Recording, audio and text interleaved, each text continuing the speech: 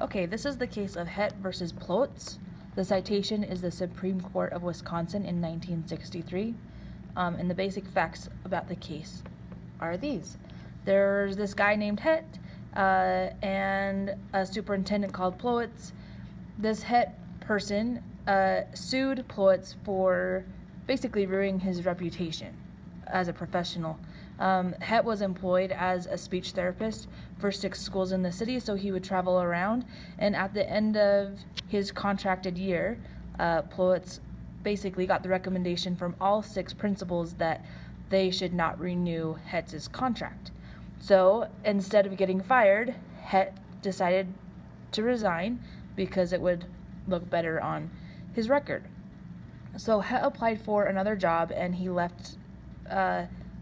And when he applied, he told the other school that he was applying for that he left because there were no advancement opportunities in the facilities prior. So he also listed Ploetz as a reference, which kind of poses a problem when they tell you that they're not going to renew your contract. So here's the issue. In the letter, did Ploetz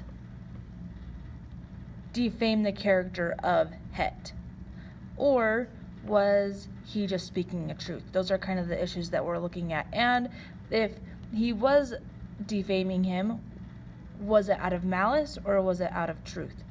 So what the court decided is that they were going to side with the superintendent, and here's why. Ploetz wrote a letter for this letter of recommendation, and it said, last year, our 6 principals and elementary coordinators unanimously recommended that he no longer retain our system as a speech correctionist.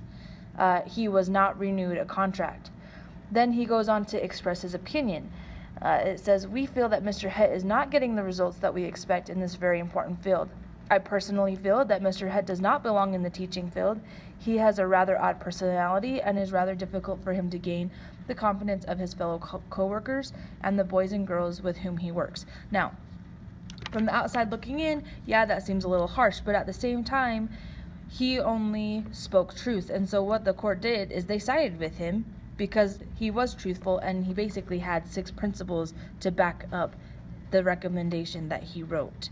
So he acted in good faith, he was factual, he only spoke the truth, there was no form of malice, and so that's why Hett lost his court